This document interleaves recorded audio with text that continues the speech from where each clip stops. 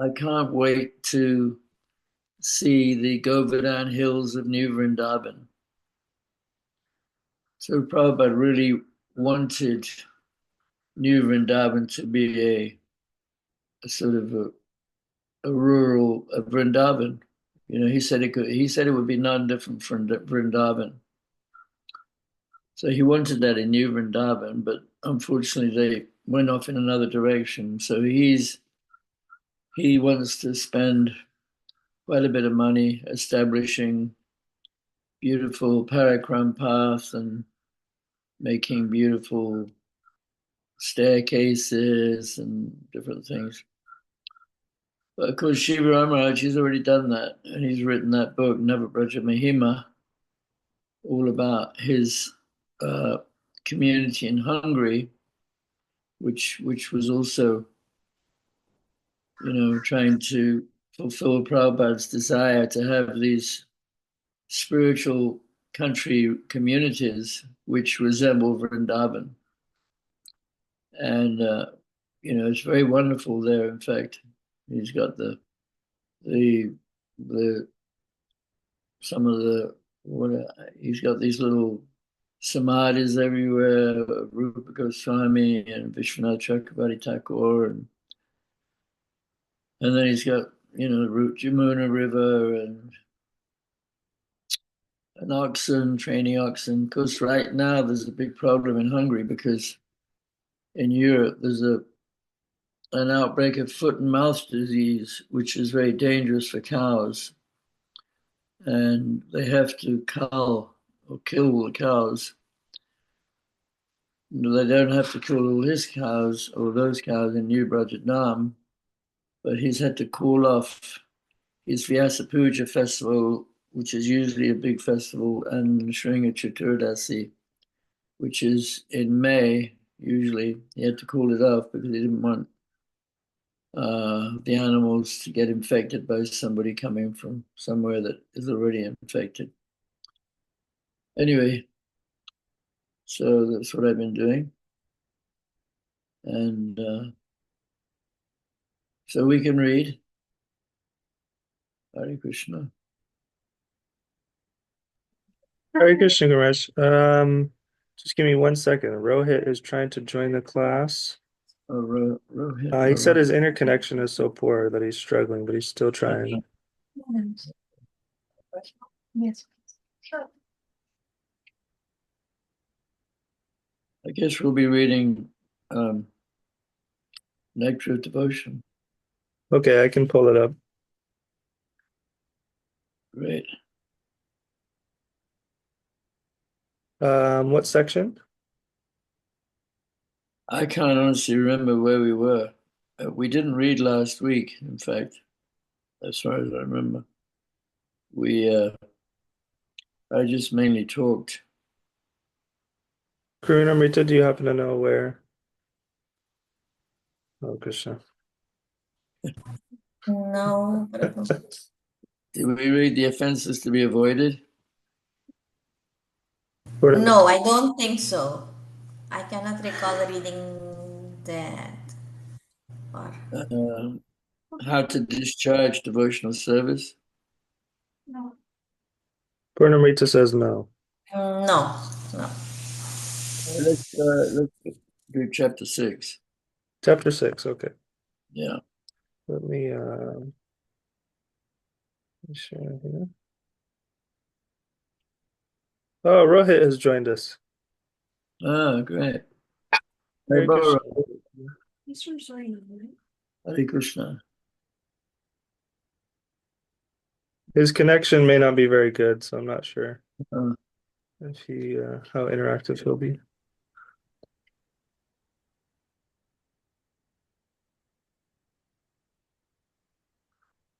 Hello, Rohit. Hare Krishna. All right. So, you want to start reading, Sridham? Yes, Ganesh. Chapter 6, How to Discharge Devotional Service. Srila Rupa Goswami states that his elder brother, oh, is there audio somewhere?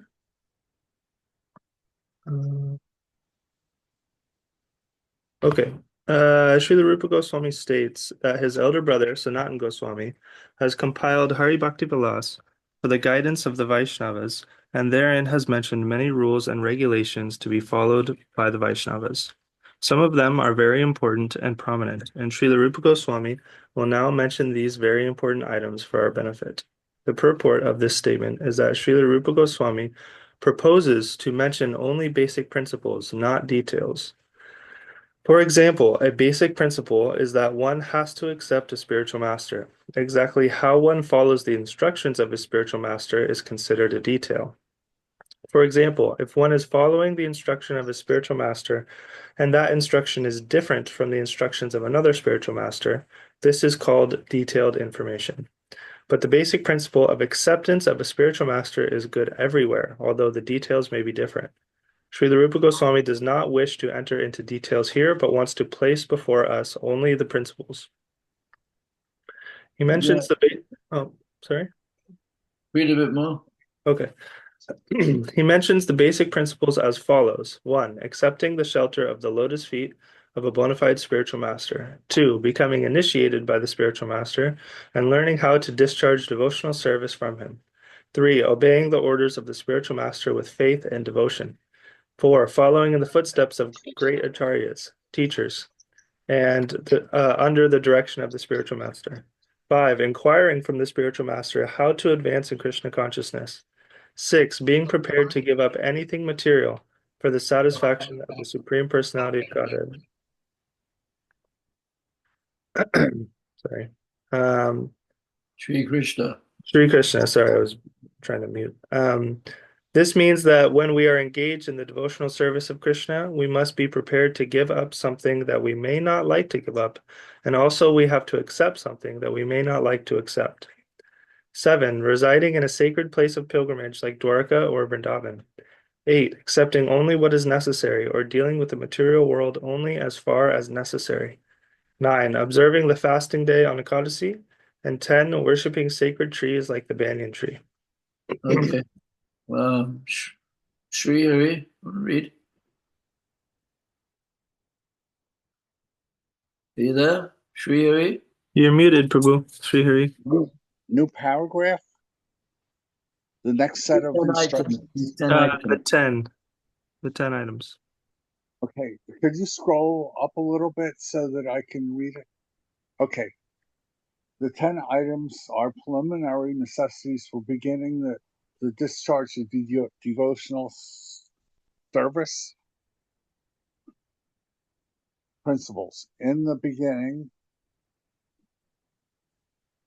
the neophyte devotee observes the above-mentioned 10 principles. Surely he will quickly make good advancement in Krishna consciousness. The next set of instructions is listed as follows.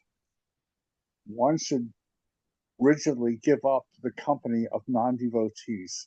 2. One should not instruct a person who is not desirous of accepting devotional service. One should not be very enthusiastic about constructing costly temples or monasteries. One should not try to read too many books, nor should one develop an idea of earning a livelihood by lecturing on or professionally reciting Srimad Bhagavatam or Bhagavad Gita. 5. One should not be neglectful of ordinary dealings. 6. One should not be under the spell of lamentation in loss of jubilation in gain. 7. One should not disrespect the demigods. Scroll. 8. One should not give unnecessary trouble to any living entity. 9. One should carefully avoid the various offenses in chanting the holy name of the Lord or in worshiping the deity in the temple. 10. One should be very intolerant towards the blasphemy of the Supreme Personality of Godhead, Krishna or his devotees. Okay. Manju, Mookie, like to read? Guru Maharaj, I have a question. Yeah. if you don't mind. The point number 5 here, one should not be neglectful in ordinary dealings. Would you mind elaborating on that? Well, we have to pay the rent. You have to pay your taxes. You have to get your car fixed, and just to function properly in the material world, you have to be on top of things, right? Otherwise, that's going to be a disturbance down the road. I see. Okay, thank you. Well, that's what I see out of it. Sure, Maybe. yeah. I mean, we have to be quite together. I mean, Prabhupada gave the example of the married woman who has a lover. You know that example, right? Yes, Ganesh. Well, I'll explain it for the benefit of the others. So, a married woman has a lover. She's not supposed to have a lover, a paramour. So, you know, she's absorbed in thinking of him all the time. She's in love with him. But at the same time, she has to serve her husband very dutifully. And this is a funny example, but Prabhupada gave it because we're against this kind of business. So she has to serve her husband very dutifully so that he doesn't suspect that she's got a lover. So, she goes out of her way. So he said it's like that. We have our spiritual life, which we're absorbed our minds in, and that's a real meditation. And then at the same time, we have to do our duty in the material world to function, to make a living, to do whatever we do, like that. Okay? Great. Thank you very much, Ganesh. All right. Okay, Manjumuki. Yes, Guru Maharaj. Without following the above mentioned 10 principles, one cannot properly elevate himself to the platform of sadhana bhakti, or devotional service in practice. Altogether, Srila Rupa Goswami mentions 20 items, and all of them are very important. Out of the 20, the first 3, namely accepting the shelter of a bona fide spiritual master, taking initiation from him, and serving him with respect and reverence, are the most important. The next important items are as follows. One should decorate the body with tilak, which is the sign of the Vaishnavas. The idea is that as soon as a person sees these marks on the body of a Vaishnav, he will immediately remember Krishna. Just in Lord connection, Chaitanya, hold on.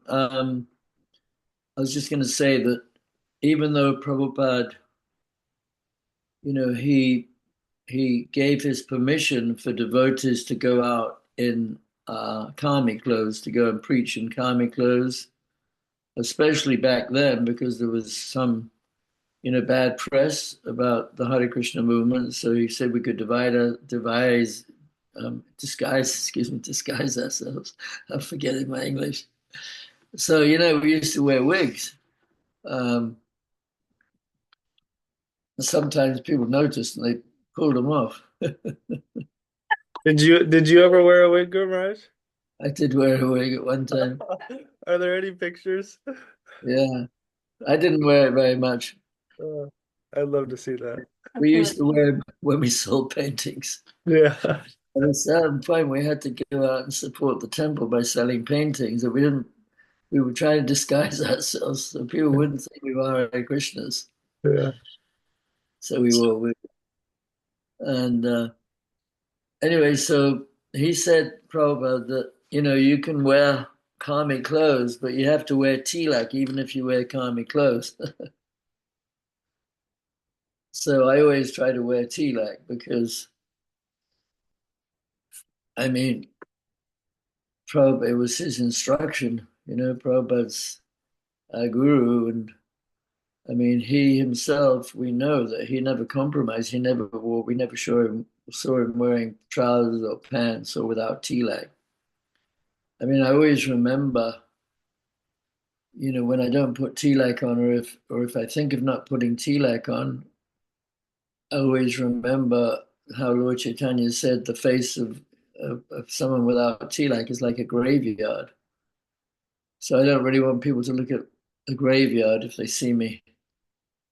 So I always try to wear tilak. Plus, Prabhupada said tilak protects you because you're saying these 12 names of God, Krishna. And he said, if you can't wear actual clay tilak, then you should still wear water tilak. In other words, you chant the mantra and go through the motion of putting it on, even if you just use water. Anyway, I thought I'd mention that. Unfortunately, most people aren't aware that, tilak is a mark of a devotee, so they wouldn't remember Krishna. Of course, if you go to India, people are very respectful. They're very different from Americans. And, they do respect devotees very much. Okay, keep reading. Lord Chaitanya said that a Vaishnav is he who, when seen, reminds one of Krishna. Therefore, it is essential that a Vaishnav mark his body with tilak to remind others of Krishna. 2. In marking such tilak, sometimes one may write Hare Krishna on the body. 3. One should accept flowers and garlands that have been offered to the deity and the spiritual master and put them on one's body. 4. One should learn to dance before the deity. 5. One should learn to bow down immediately upon seeing the deity or the spiritual master. 6. As soon as one visits the temple of Lord Krishna, one must stand up. 7. When the deity is being born for a stroll in the street, a devotee should immediately follow the procession. In this connection, it may be noted that in India, especially in Vishnu temples, the system is that apart from the big deity who is permanently situated in the main area of the temple, there is a set of smaller deities that are taken in procession in the evening. In some temples, it is the custom to hold a big procession in the evening with a band playing and a nice big umbrella over the deities, who sit on decorated thrones on the cart or palanquin, which is carried by devotees. The deities come out onto the street and travel in the neighborhood while the people of the neighborhood come out to offer prasad. The residents of the neighborhood all follow the procession, so it is very nice scene.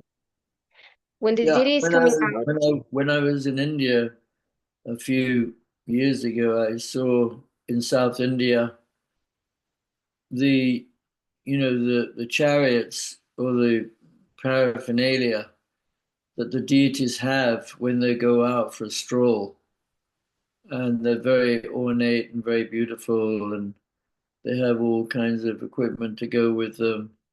It's very amazing.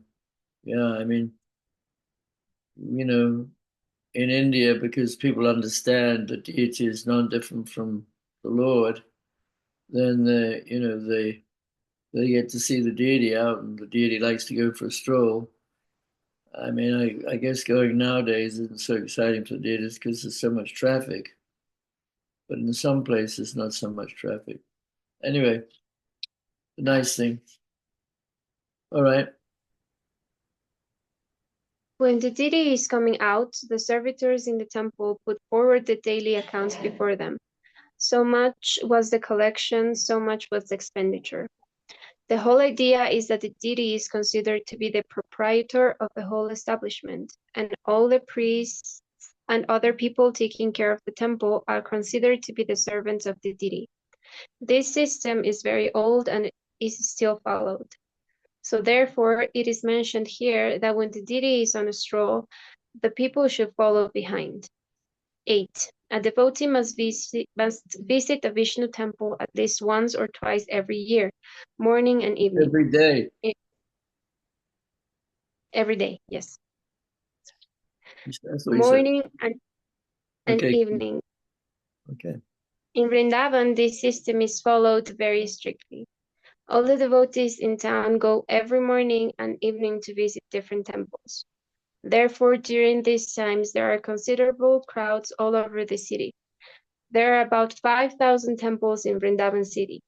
Of course, it is not possible to visit all the temples, but there are at least 1,000 every very big and important temples, which were started by the Goswamis, which should be visited.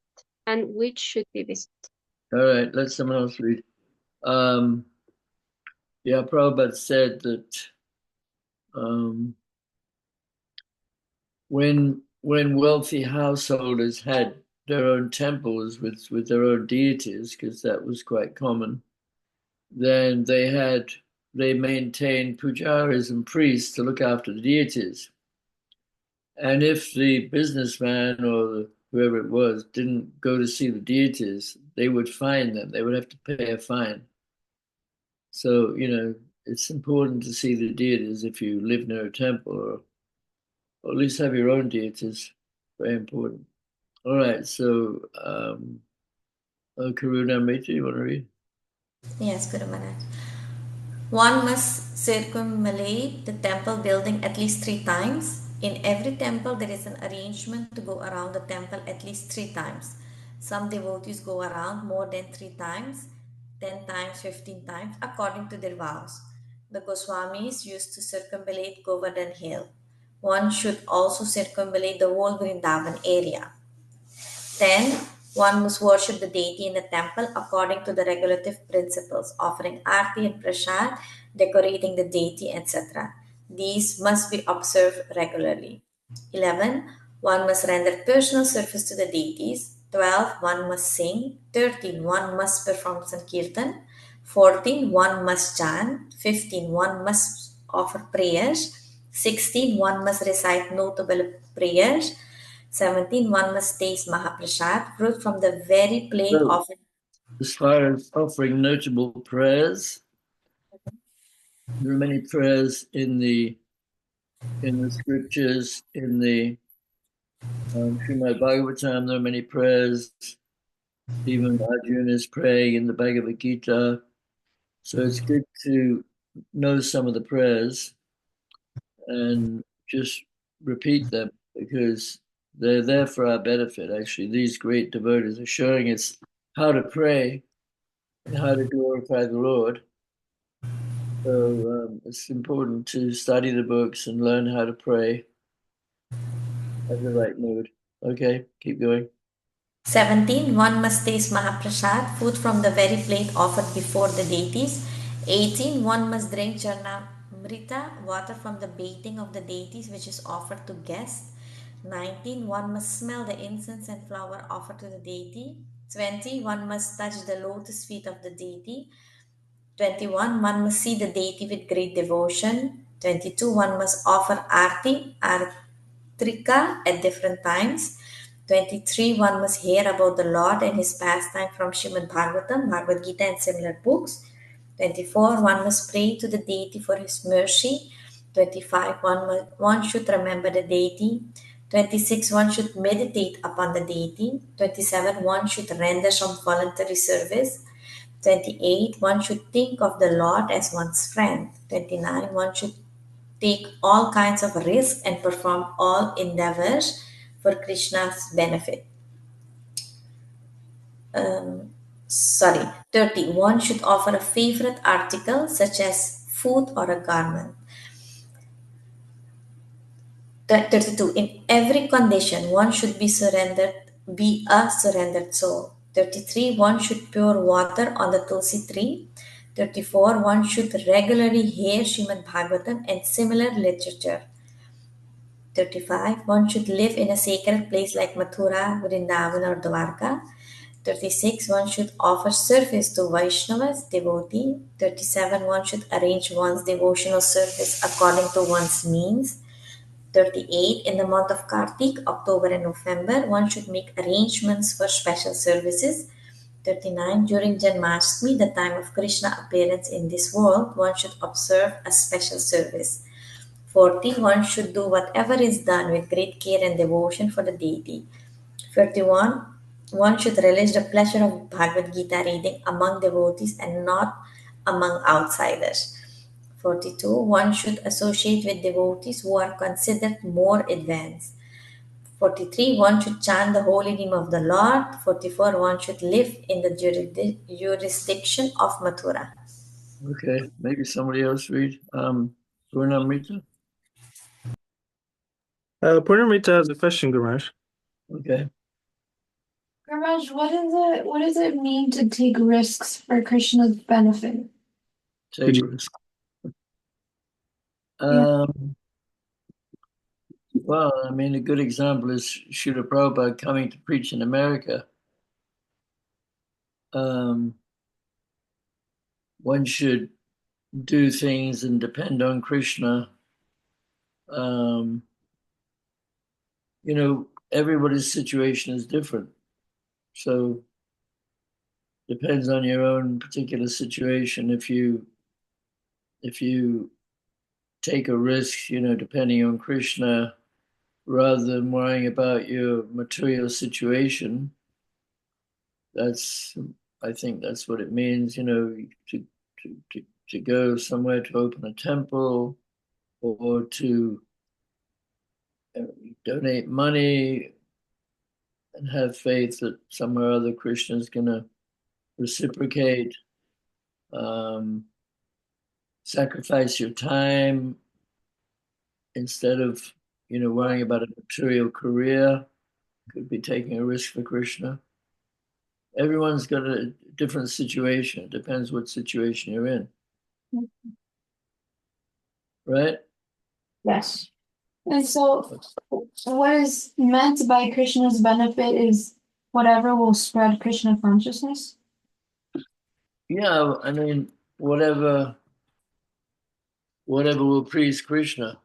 Whatever will please Krishna. Krishna, you know, he wants you to surrender to him. So whatever activity you perform that is a sign that you're surrendering more, that is, especially when you don't know exactly what the result will be, but you're doing it because you want to please Krishna. I think that's what it means. Is that all right? Yeah, that's helpful. Thank you. Okay. All Yeah, right. if you want to read. Oh, do I want to read? Sure. Yeah. Do you have the paragraph? Stand now the total. Now the total regulated, yeah. Okay. Now the total regulated principles come to an aggregate of 64 items. As we have mentioned, the first are the primary 10 regulative principles. Then come the secondary 10 regulative principles, and added to these are 44 other activities. So altogether there are 64 items for discharging the regulative practice of devotional service. Out of these 64 items, 5 items, namely worshiping the deity, hearing Srimad Bhagavatam, associating among the devotees, Sankirtan, and living in Mathura are very important. The 64 items of devotional service should include all of our activities of body, mind, and speech. As stated in the beginning, the regulative principle of devotional service enjoins that all of our senses must be employed in the service of the Lord. Exactly how they can be thus employed is described in the above 64 items. Now, Srila Rupa Goswami will give evidence from different scriptures supporting the authenticity of many of these points. Okay. We read a bit more. Next chapter. Would you You like could me? read a bit more. Okay. Chapter 7, Evidence Regarding Devotional Principles. Accepting the shelter of a bona fide spiritual master. In the 11th canto of Srimad Bhagavatam, 3rd chapter, verse 21, Prabhupada tells Maharaj Nini, "My dear king, please know for certain that in the material world there is no happiness. It is simply a mistake to think that there is happiness here, because this place is full of nothing but miserable conditions. Any person who is seriously desirous of achieving real happiness must seek out a bona fide spiritual master and take shelter of him by initiation. The qualification of a spiritual master is that he must have realized the conclusion of the scriptures by deliberation and arguments and thus be able to convince others of these conclusions. Such great personalities who have taken shelter of the Supreme Godhead, leaving aside all material considerations, are to be understood as bona fide spiritual masters. Everyone should try to find such a bona fide spiritual master in order to fulfill his mission of life. which is to transfer himself to the plane of spiritual bliss. The purport is that one should not accept as a spiritual master someone who is fool number one, It's funny. who has no direction according to the scriptural injunctions, whose character is doubtful, who does not follow the principles of devotional service, or who has not conquered the influence of the sixth sense gratifying, or who has not conquered the influence of the sixth sense gratifying agents. The six agents of sense gratification are the tongue, the genitals, the belly, anger, the mind, and words. Anyone who has practiced controlling these six is permitted to make disciples all over the world. To accept such a spiritual master is a crucial point for advancing in spiritual life. One who is fortunate enough to come under the shelter of a bona fide spiritual master is sure to traverse the path of spiritual salvation without any doubt. Okay, I'll read for a bit. As far as, spiritual master, well, Srila Prabhupada is the founder of Acharya, so he's, we're all his disciples, and he's given plenty of instructions to follow, so many wonderful books and so many lectures to listen to. It's important to hear from him. I think if you can listen to his lectures as much as possible, it's a very important item, I think, because you really hear how intelligent he is, how brilliant he is, how he's so concerned about, helping people. So I suggest you try to hear from him as regularly as possible.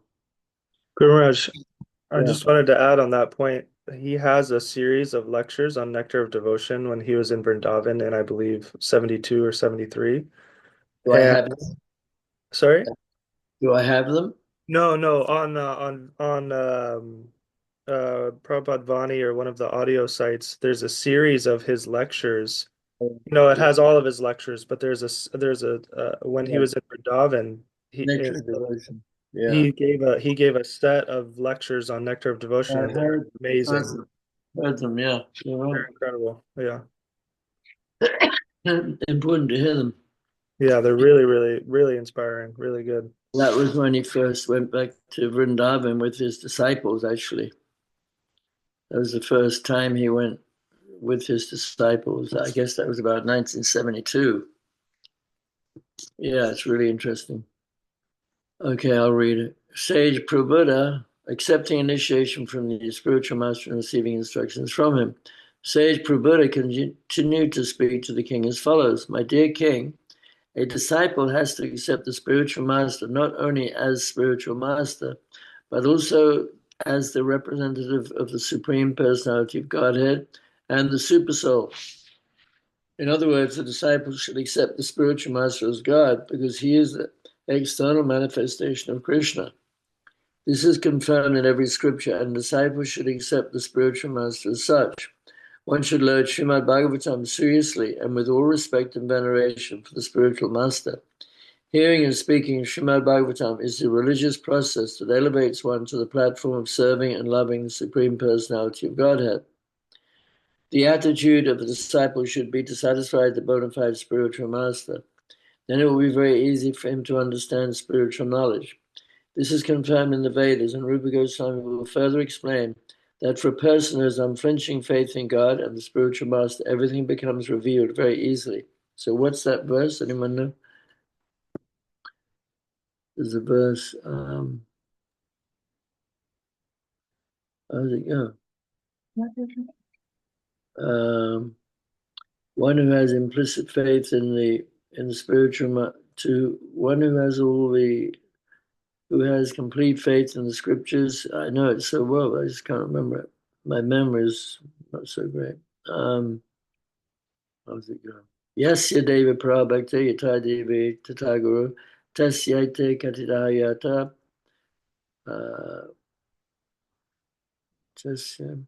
anyway. Yeah, so it's a famous verse. Yasya deva prabhakta yata devi tataguru Anyway, one who has implicit faith in the spiritual master and the Vedas, all the imports, meaning all the Vedas, all the meanings of the Vedas are revealed. Yes, Yadeva Prabhu, Yataji Thakur, Tasya Katayata, Prakashanti, Mahatmanaha. I can remember after a little while, it all comes back. Okay, serving the spiritual master with faith and confidence. Regarding accept initiation from the spiritual master in the 11th canto of Srimad Bhagavatam, 17th chapter, verse 27, it is stated by Lord Krishna, my dear Uddhava, the spiritual master must be accepted not only as my representative, but as my very self. He must never be considered on the same level with an ordinary human being. One should never be envious of the spiritual master as one may be envious of an ordinary man. The spiritual master should always be seen as the representative of the Supreme Personality of Godhead, and by serving the spiritual master, one is able to serve all the demigods. All right, so we'll stop there. So you've all accepted Prabhupada as the Adi Guru, the original spiritual master, and I'm trying to, help guide you because you have to have a living guru. So thank you for having faith in me. And I hardly ever see you, but it's good if you can have faith in me and remember my desire that you all go back to Godhead and improve in your devotional service, make spiritual progress. That's the goal of the spiritual master, see all the disciples go back to Godhead. Of course, if I had a project that you could engage in helping me with, that would be good, but you all live in different places and I don't really have a project. But my project is to try and preach, trying to make devotees. I'm supposed to go to Russia in about 10 days. We'll see if I get the visa. I'm waiting for the visa, actually. We'll see if I get it. How long will you be there? Not so long.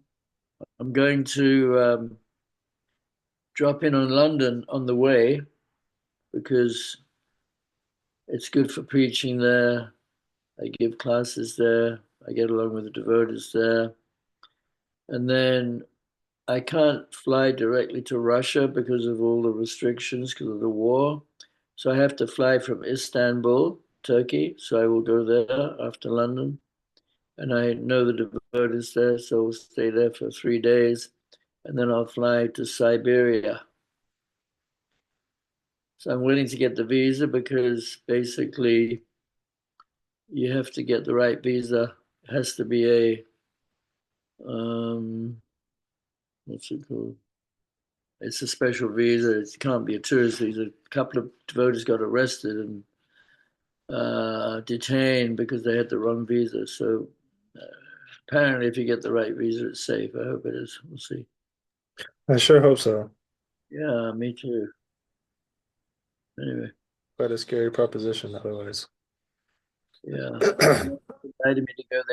They need association. They didn't need inspiration. They're kind of begging me to go. They're paying my ticket. They don't have a lot of money, I don't think. How large is the community that you're going to? Well, they're having a festival. Okay. Yeah, I mean, when they have festivals over there, devotees crawl out of the walls. They just come out of everywhere. There's a lot of devotees in Russia, even in Siberia. Russian people are pious people, not the leader, but some of them. Any questions? Question. Bruno Mita has one. Okay, great. I have a question about anger. It was listed as one of the sense gratifying agents, and I was wondering, talk more. Anger? Yes. Anger being one of the 6 sense gratifying. Okay. And how it's to overcome. No, just like, can you talk more about it and explain it? Because you don't really think about anger as like something that's satisfying. Explaining anger as a sense gratifying agent. I see. Yeah. Yeah, Trying to understand how that's sense gratifactory. yeah. I mean, there is there is a certain satisfaction in getting angry at people. You know, um, you vent your anger. You have a lot of frustration, and you have to kind of let it out somewhere. So it's like sense gratification to shout at somebody, to scream at somebody, or to attack somebody. There is a certain amount of perverted pleasure in that. That's why people get angry. Um, some people are always angry because they enjoy being angry. It's a certain enjoyment in it, and it's also one of the rasas with Krishna is like Shishupal. He was so angry, and he got pleasure out of that. So yeah, I mean, there's a lot of perverted people in this material world, and they get angry in strange ways. But controlling anger is an austerity, because sometimes you really feel like shouting at somebody or doing something to somebody, and it's an austerity to not do it. So it's sense gratification to do it. But a lot of times, Krishna says in the Bhagavad Gita, lust, greed, and anger, these are the three gates to hell.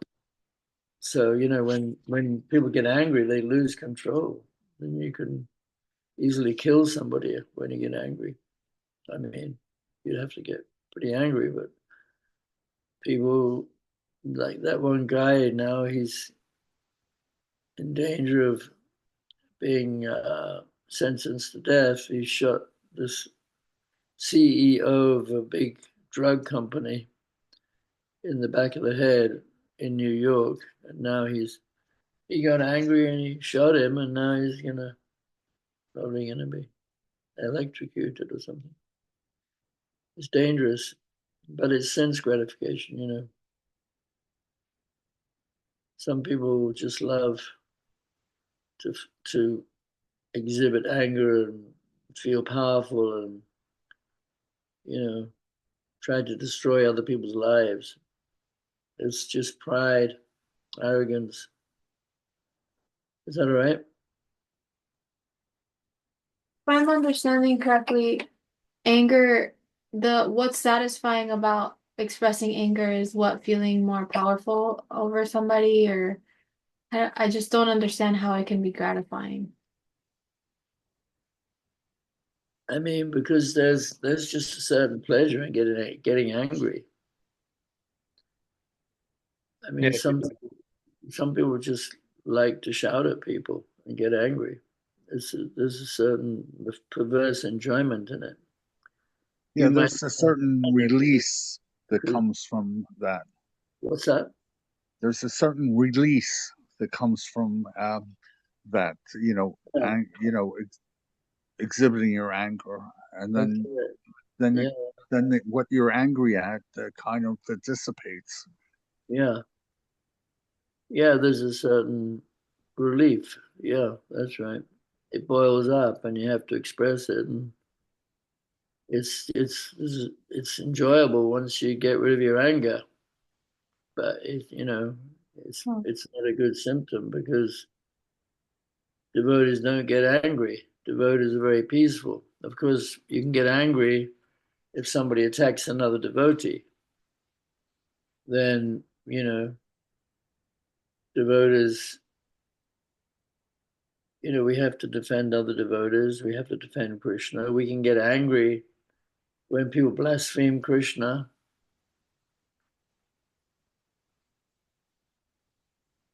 Anyway, you're too friendly for some reason. That's why you don't understand it. You said you're too friendly, that's why you don't understand it. Oh no, I have anger. I experience Yeah, it. I see. I just don't understand. Like, it doesn't feel good when I'm angry. So I was just wondering, how is it That's like because you're a devotee, you have a conscience. But a lot of people feel good when they get angry. They feel better. They vent their anger. They get rid of their anger and they feel great. I see. I mean, devotees are different. You have a conscience, and you know it's wrong to get angry, but a lot of people don't realize how wrong it is to get angry. So they enjoy getting angry. Okay? Yes. Thank you very much. Thank you very much. Thank you, Sri Hari. All right, everybody. Thank you very much. I have a question. Okay. Prabhu, the Nectar of Devotion, what chapter did we read from today? Good question. 6 and 7. Okay, Thank let's you. remember that. Let's remember that. Yes, Guru Maharaj. I will note it down. I will take a picture on my phone of the. Chapter 7 finished. No, chapter 7 is not finished. Okay, well, all right. All right. I We'll will see note you next week, hopefully. Yes. Okay, now I'm going to speak to Manju Mukhi. I'll call you on WhatsApp, Manju. Okay. Hare All right. Krishna, everyone. Okay, Thank Guru you so Maharaj. much, Guru Maharaj. Hare Krishna. Hare Krishna. Oh, Bhakti. Haribo. All Hare right. Krishna. Bye. Have a good week, everyone. Thank you. You Haribo. too. Thank you. Haribo. Bye.